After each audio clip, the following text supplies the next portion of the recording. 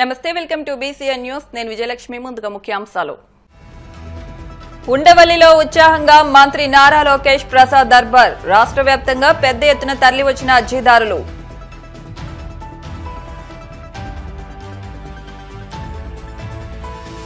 కూటమి ప్రభుత్వంపై పోరుబాటుకు వైసీపీ సిద్ధం కార్యాచరణను ప్రకటించిన మాజీ సీఎం జగన్మోహన్ రెడ్డి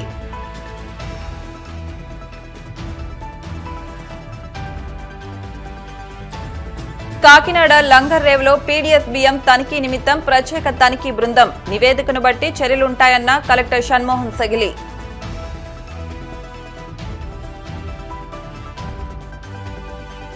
భీమవరంలో ఘంటసాల జయంతి నివాళులర్పించిన పట్టణ ప్రముఖులు కష్టాల్లో ఉన్న వారికి నేనున్నానంటూ విద్యా ఐటీ ఎలక్ట్రానిక్స్ శాఖల మంత్రి నారా లోకేష్ భరోసా ఇస్తున్నారు. సమస్యల పరిష్కారానికి అక్కడికక్కడే సిబ్బందికి ఆదేశాలు జారీ చేస్తున్నారు. దీంతో తమ సమస్యలు చెప్పుకునేందుకు మంగళగిరితో పాటు రాష్ట్ర వ్యాప్తంగా ప్రజలు ప్రజా దర్బార్కు పెద్ద ఎత్తున తరలి వస్తున్నారు. ఉండవల్లిలోని తన నివాసంలో జరిగే ప్రజా దర్బార్లో ప్రతి ఒక్కరిని కలిసిన మంత్రి ఓపికగా వారి నుంచి విన్నపాలు స్వీకరించారు. అందరి సమస్యలను విన్న లోకేష్ వాటి పరిష్కారానికి కృషి చేస్తానని భరోసా ఇచ్చారు. రాష్ట్రంలో అన్ని వర్గాలను దగా చేస్తున్న కూటమి ప్రభుత్వంపై పార్టీ పరంగా పోరుబాటుకు వైసీపీ అధినేత మాజీ సీఎం వైఎస్ జగన్మోహన్ రెడ్డి పిలుపునిచ్చారు. కీలక అంశాలైన రైతుల సమస్యలు, కరెంటు ఛార్జీలు, ఫీజు రియంబర్స్మెంట్పై పోరుబాట కార్యాచరణను ప్రకటించారు. బుధవారం తాడేపల్లిలోని తన కార్యాలయంలో జిల్లా పార్టీ అధ్యక్షులు, కార్యదర్శులు, ప్రధాన కార్యదర్శులు, రీజనల్ కోఆర్డినేటర్ల జగన్ సమావేశమయ్యారు. డిసెంబర్ 11న రైతులు ఎదుర్కొంటున్న సమస్యలపై ర్యాలీలు, కలెక్టర్లకు విజ్ఞాపన పత్రాలు అందజేయడం, 27న పెంచిన విద్యుత్ ఛార్జీలపై ఆందోళన, ఎస్సీ కార్యాలయాలు, సీఎండీ కార్యాలయాలకు ప్రజలతో కలిసి వెళ్లి విజ్ఞాపన పత్రాలు అందజేయడం, జనవరి 3న ఫీజు రియంబర్స్మెంట్ పెండింగ్ బకాయిలు విడుదల చేయాలని కలెక్టర్ కార్యాలయాలకు వెళ్లి వినతి పత్రాలు అందజేయనున్నట్టు ప్రకటించారు. ప్రజలు ఎదుర్కొంటా ఉన్న సమస్యల మీద, మరీ ముఖ్యంగా 3 ప్రధానమైన అంశాల మీద, రైతుల సమస్యల మీద, కరెంటు ఛార్జీల బాదుడు మీద, పిల్లలకు చదువు సంబంధించి ఫీజులు కట్టలేని పరిస్థితిలో ఉన్న పిల్లలు ఎదుర్కొంటా ఉన్న సమస్యల మీద వైఎస్ఆర్సీపీ డిసెంబర్ మాసంలో ఈ 3 అంశాల మీద గట్టిగా ఉద్యమ బాట పట్టే కార్యక్రమానికి శ్రీకారం చుడతా ఉన్నాం. ఇందులో భాగంగా డిసెంబర్ 11వ తారీఖున రాష్ట్ర వ్యాప్తంగా ఉన్న అన్ని కలెక్టర్ల అన్ని జిల్లాల్లోనూ రైతుల తరపున వైఎస్ఆర్సీపీ రైతులకు సంబంధించిన ప్రధానమైన అంశాలు, ధాన్యం సేకరణలో రైతన్నలకు జరుగుతా ఉన్న అన్యాయాన్ని ప్రశ్నిస్తూ, ధాన్యం సేకరణలో కనీస పెట్టుబడి ధర ఖచ్చితంగా ప్రభుత్వం వైపు నుంచి వచ్చేట్టుగా ఒత్తిడి తీసుకొచ్చే దాంట్లో భాగంగా కనీస మద్దతు ధర రైతులకు ఖచ్చితంగా వచ్చేట్టుగా చేస్తూ, రైతులకు సంబంధించిన పెట్టుబడి సహాయం కింద 20,000 రూపాయలు ఏదైతే రైతులకు ఇస్తామని చెప్పారో ఆ 20,000 రూపాయలకు సంబంధించి పెట్టుబడి సహాయం రాష్ట్ర ప్రభుత్వం, చంద్రబాబు నాయుడు గారి ప్రభుత్వం ఇవ్వని పరిస్థితుల నేపథ్యంలో దానిని కూడా గట్టిగా డిమాండ్ చేస్తూ, ఉచిత పంటల బీమా ఏదైతే రైతులకు ఇంతవరకు అందుతా ఉన్న పరిస్థితి ఏదైతే ఉందో రద్దు చేసిన నేపథ్యంలో ఉచిత పంటల బీమా మళ్ళీ ఖచ్చితంగా రైతులకు మళ్ళీ వర్తింప చేయాలి అనే డిమాండ్తో,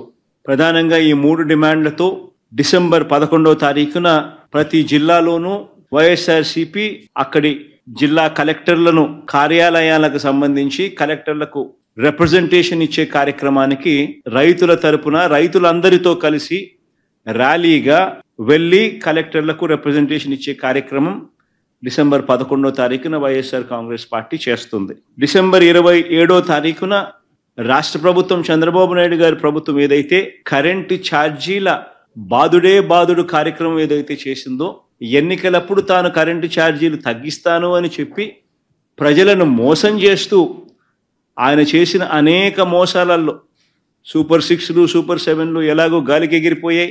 ఈ బాదుడు కార్యక్రమం చంద్రబాబు నాయుడు గారు తీసుకొచ్చిన ఈ నేపథ్యంలో కరెంటు ఛార్జీలు తగ్గకపోగా కరెంటు ఛార్జీలు బాదుడు పేరుతో పెంచిన నేపథ్యంలో ప్రజల తరపున పెంచిన ఈ కరెంటు ఛార్జీలను తగ్గించమని చెప్పి, పెంచబోయే ఈ కరెంటు ఛార్జీలను జనవరి మాసంలో ఇంకా ఫర్దర్గా పెంచబోయే ఈ కరెంటు ఛార్జీలను ఇంకా ఫర్దర్గా తగ్గించమని చెబుతూ, ఇప్పటికే 6,000 కోట్ల రూపాయలకు సంబంధించిన బాదుడు ఆల్రెడీ కరెంట్ బిల్స్ లో ఇప్పటికే రిఫ్లెక్ట్ అవుతా ఉంది.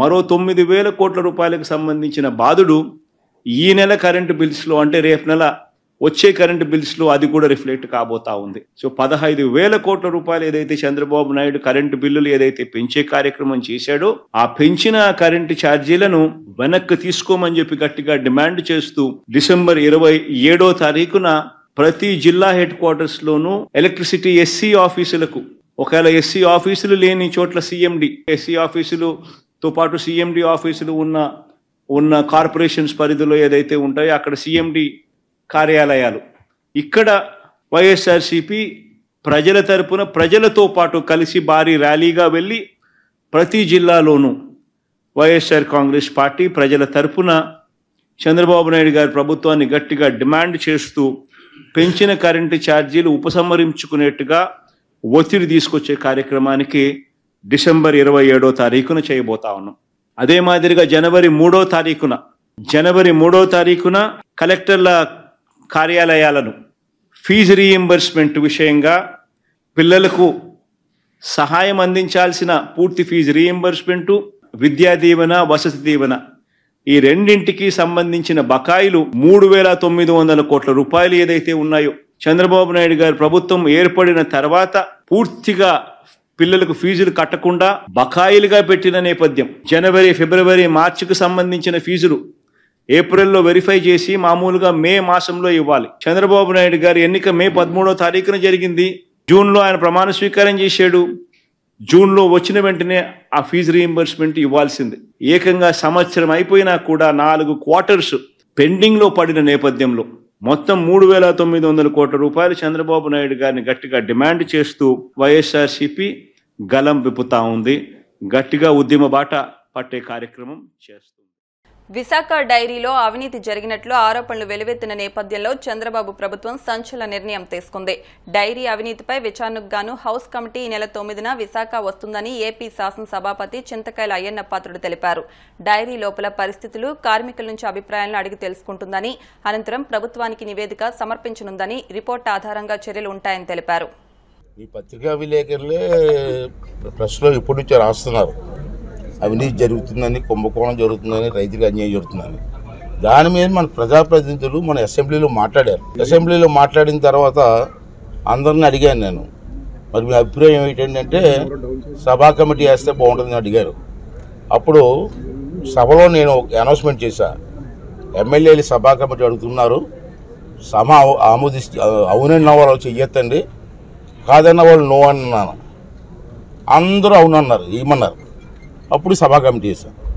రేపు 9వ తారీఖు నిన్న మీటింగ్ అయింది, మొన్న అయింది, నిన్న ఫస్ట్ మీటింగ్ అయింది అసెంబ్లీలో. రేపు 9వ తారీఖుని సభా కమిటీ విశాఖపట్నం వస్తున్నారు. డైరీలోకి వెళ్ళి రికార్డులను పరిశీలిస్తారు. తర్వాత కలెక్టర్ ఆఫీసులో మీటింగ్ ఉంటుంది అధికారులతోటి. అక్కడికి వచ్చి రైతులు కానీ విశాఖ డైరీలో ఎంప్లాయీస్ కానీ ఎవరికి నష్టం జరిగినా వాళ్ళందరూ కూడా కమిటీని కలిసి వాళ్ళు ఫిర్యాదులు తీసుకోవచ్చు. ఆ ఫిర్యాదులని పరిశీలించి మరి ఆడిట్ పుస్తకాలన్నీ కూడా చూసి అన్ని తనిఖీ చేసిన తర్వాత సభా కమిటీ ఏ రిపోర్ట్ ఇస్తే ఆ రిపోర్ట్ మీద యాక్షన్ తీసుకుంటారు. కాకినాడ లంగర్రేవులో నిలిపిన స్టెల్లా ఎల్ నౌకలోని కార్గో నౌకలో ఉన్న బియ్యాన్ని తనిఖీ చేసేందుకు ప్రత్యేక తనిఖీ బృందాన్ని నియమించినట్టు కలెక్టర్ షణ్మోహన్ సగలి తెలిపారు. ఈ బృందంలో రెవెన్యూ, పౌర సరఫరాల శాఖ, పోలీస్, పోర్ట్, కస్టమ్స్ శాఖలు, సివిల్ సప్లైస్ కార్పొరేషన్ల నుంచి మొత్తం 10 మంది అధికారులను సభ్యులుగా నియమించినట్టు తెలిపారు. అధికారుల బృందం స్టెల్లా ఎల్ నౌకలో లోడ్ చేసిన బియ్యాన్ని నిబంధనల ప్రకారం తనిఖీ చేసి సమగ్ర నివేదిక అందజేయనున్నట్టు కలెక్టర్ తెలిపారు. సంగీత ప్రియుల గుండెల్లో ఘంటసాల వెంకటేశ్వరరావు చెరగని ముద్ర వేశారని పలువురు వ్యక్తులు కొనియాడారు. పద్మశ్రీ ఘంటసాల వెంకటేశ్వరరావు కాంస విగ్రహ కమిటీ అధ్యక్షులు కొత్తపల్లి కోదండరామ గాంధీరాజు ఆధ్వర్యంలో ఉపాధ్యక్షులు వేగేసిన రంగరాజు, ప్రధాన కార్యదర్శి వివి రాధాకృష్ణమూర్తి నిర్వహణలో ఘంటసాల 102వ జయంతిని Bhimavaram JP road, Adarsh Nagar, cotton park వద్ద నిర్వహించారు. ఈ సందర్భంగా పలువురు ప్రముఖులు ఘంటసాల విగ్రహానికి పూలమాల వేసి నివాళులర్పించారు. అనంతరం అన్నదాత సరార్దార్ కాటన్, వీణం వీరన్నదొర విగ్రహాలకు పూలమాల వేసి నివాళులర్పించారు. ఈ కార్యక్రమంలో కలిదిండి గోపాలకృష్ణంరాజు, కోపెల్లవారి సత్రం చైర్మన్ మంతెన రామ్కుమార్ రాజు, విష్ణుప్రియ సుబ్బరాజు, కె సీతారామస్వామి పాల్గొన్నారు. చౌటపల్లి అనే గ్రామంలో జన్మించారు. కడు పేద కుటుంబంలో జన్మించిన అష్ట కష్టాలు పడిన తను మొక్కవోని దీక్షతో జీవితంలో ఏదో సాధించాలి, ఏం సాధించాలో తెలియనటువంటి వయసులో తను ఏదో సాధించాలి ప్రపంచంలో అనేటువంటి ఒక దృఢ సంకల్పంతో వారు విజయనగరం చేరుకుని అక్కడ సంగీత గురువు శ్రీ పట్రాయని సీతారామ శాస్త్రి గారి దగ్గర విద్యని అభ్యసించి తదనంతరం చలనచిత్ర ప్రపంచంలోకి అడుగుపెట్టి మకుటం లేని మహారాజుగా 3 దశాబ్దాలు నవరస భక్తి నవరస సంగీతాన్ని వారు వినిపించారు. అలాంటి సంగీతాన్ని మళ్ళీ మనం వినలేకపోతున్నాం. ఈ రోజున మనం తెలుగు వాళ్ళం.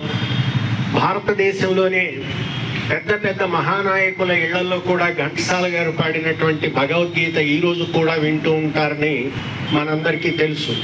ఎందుకంటే భగవద్గీతని ప్రజలకి చేరువ చేసిన వారు ఘంటసాల గారు. వారు సినిమా సంగీతం ఒక పక్క, లలిత సంగీతం అంటే పుష్ప విలాపం, కుంతి కుమారి, సాంధ్యశ్రీ మొదలైనటువంటి పద్య కావ్యాలు ఒక పక్కన, జాషువా గారి పద్యాలు, కరుణశ్రీ గారి పద్యాలు, ఒకటేమిటి దేశభక్తి గీతాలు, మాది స్వతంత్ర దేశమని కానీ, స్వాతంత్రమే మా జన్మ హక్కుని చాటండి అని కానీ, ఇలాగా అనేకమైనటువంటి ఉత్సాహాన్ని మనలో నింపి స్వతంత్ర పోరాటానికి అడుగులు వేసిన మహనీయుడు ఘంటసాల గారు. అలాంటి మహనీయుడి యొక్క జయంతిని వేళ జరుపుకోవటం, దానికి పెద్దలందరూ ఇక్కడికి వారి సమయాన్ని వెచ్చించి ఉదయం 9 గంటలంటే ఖచ్చితంగా 9 గంటలకి ఇక్కడికి విచ్చేయి పేరు పేరున ముందుగా ధన్యవాదాలు తెలియజేస్తూ ఘంటసాల గారి విగ్రహాన్ని ఇక్కడ మనం స్థాపించాలని మదన్ రామ్ గాంధీ రాజు గారి దగ్గర ఈ రాధాకృష్ణ మాస్టర్ చెప్పడం జరిగింది. ఆయన సపోర్ట్ తోటి మామూలుగా రాధాకృష్ణ మాస్టరు ఇది పెడతాం, ఇది కావాలి అని అడిగే మనస్తత్వం కాదు. ఆయన ఘంటసాల గారి గురించి ఆయనకు తెలిసినంతగా భీమవరంలో వేరే వాళ్ళకి తెలియదేమో అనే అభిప్రాయం అయితే నాకుంది. అందు గురించి ప్రజలకు ఉపయోగపడే పని చెయ్యాలి. మనం ప్రజలకు ఉపయోగపడే పని చేయాలంటే ఒక దండ ఇస్తే సరిపోదు. ఆ కళారంగాన్ని ఎదరికి తీసుకెళ్లేటువంటి బాధ్యత మన గ్రామ ప్రజలందరికీ ఉందని నేను సంగీత అభిమానులకి వాళ్ళకి అందరికీ కూడా ఉందని నేను చెప్పదలుచుకున్నాను. ఇంతవరకు జరిగిన 102వ జయంతి జరుగుతుంది. 103, 104, 105 జయంతులు వచ్చేటప్పటికి కొన్ని కార్యక్రమాలు కూడా ఆయన పేరు మీద చేసి కాస్మోపాలిటన్ క్లబ్ వారు నేను టేకప్ చేసి అంతా చేసేట దాంట్లో ఉంది. కాబట్టి వాళ్ళ సహకారంతో, సీతారామరాజు భవనం సమితి సహకారంతో ప్రజలకు ఉపయోగపడేటట్లుగా మనం ఈ సంగీత కార్యక్రమాలు ఆయన పేరు మీదుగా జరుపుకుంటే బాగుంటుంది. అది ప్రజలకు ఉపయోగపడుతుందనే ఉద్దేశంతో నేను నా మనసులో ఉన్న మాట మీ అందరికీ చెప్తున్నాను.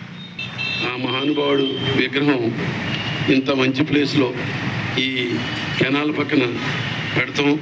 మరి ఆ శక్తే మరి అల్లూరి సీతారామరాజు గారి కాంస్య విగ్రహాన్ని మరి ఈ పక్కనే ఏర్పాటు చేసే విధంగా ఆ భగవంతుడు మరి అవకాశం ఇచ్చాడు. మరి మంచి కార్యక్రమాలు చేయాలని మరి కొంచెం ఎక్కువ మంది ఉండి మన భవనంలో కూడా ఈ ఘంటసాల గారి ప్రోగ్రాంలు ఏమన్నా పెట్టుకున్నప్పుడు, పెళ్ళిళ్ళు లేనప్పుడు పెట్టుకుంటే కూడా హాల్ అది కంఫర్ట్గా ఉంటుంది. కాబట్టి మరి మీ కమిటీ వారు కూడా మంచి ప్రోగ్రాంలు 1-2 అన్నా కన్నా చేస్తాం, అందులో చేస్తే మా సహకారం కూడా ఉంటుంది. దీన్ని ఇంకా ముందుకు తీసుకెళ్తామని చెప్పి ఘంటసాల వారి కమిటీ నుండి సుబ్బరాజు గారు, అల్లూరి ట్రస్ట్ నుంచి నుండి మేము ఈ సంగీత కార్యక్రమానికి క్లబ్ తరఫు నుంచి కూడా ఏ కార్యక్రమం ఉన్నా కూడా మేము కూడా అధ్యక్షుల గారి సహకారంతో, పద్మరావు గారు అధ్యక్షుల గారి సహకారంతో ముందుంటాం. ఎందుకంటే ఘంటసాల గురించి కూడా ఆయన ఇంతకుముందు చెప్పారు. ఆయన బాల్యంలో కూడా అనేక ఇబ్బందులు పడి కష్టపడి పైకి వచ్చిన వ్యక్తి అంటారు. అలాంటి గొప్ప వ్యక్తి ఘంటసాల గారు. ఎందుకంటే అలాంటి వ్యక్తి కూడా ఇబ్బందులు పడి పైకి రావాల్సిన పరిస్థితి ఏర్పడింది. కానీ వాళ్ళ ప్రతి వ్యక్తిలో ఉన్న స్కిల్స్ ఎంకరేజ్ చేస్తున్నారు చాలామంది పెద్దలు, బయట నుంచి తీసుకొస్తున్నారు. కానీ ఆయనలో ఉన్న స్కిల్స్ని బయట తీసుకొస్తానికి అనేక కష్టపడి పార్కులు పడుకుని చాలా కష్టపడి అనేక మంది సహకారంతో బయటకు వచ్చిన వ్యక్తి. ఆయన మనొకసారి అందరూ నివాళులు అర్పించుకుంటూ ఆయన జయంతిని మనం ఘనంగా జరుపుకుందాం. తక్కువగా మిగతా విషయాలు మాట్లాడుతూ ఎక్కువ సంగీతాన్ని వినాలన్నారండి. అందువల్ల ఏంటంటే సంగీతమపి సాహిత్యం సరస్వత్యా స్తనద్వయం ఏకమాపాత మధురం అనేది ఆలోచనామృతం. సంగీతం సాహిత్యం రెండూ కనుక ఉన్నట్లయితే అది చెవులోకి పడిన వెంటనే అది అర్థం తెలిసిందా లేదా అనేది కాదంటండి, ఆపాత మధురం చెవులో పడిన వెంటనే మధురంగా మారిపోతుందటండి. ఇంకా సాహిత్యం అయితే ఆలోచనామృతంగా మారిపోతుందట అనేటటువంటిది ఒక్కసారి మీకు మనవి చేసుకుంటూ, మరి అద్భుతమైనటువంటి గాన గంధర్వుడు అంటే ఏమండి పద్మశ్రీ ఘంటసాల వెంకటేశ్వరరావు గారు. మళ్ళా అలాంటి గాయకులు ఈ భూమి మీద పుట్టరండి. అలాంటి మహానుభావుల్ని మరి స్మరించుకోవటం అంటే తప్పనిసరిగా ప్రతి వ్యక్తి కర్తవ్యం. ఇప్పుడు కాసేపు ప్రకటనలు.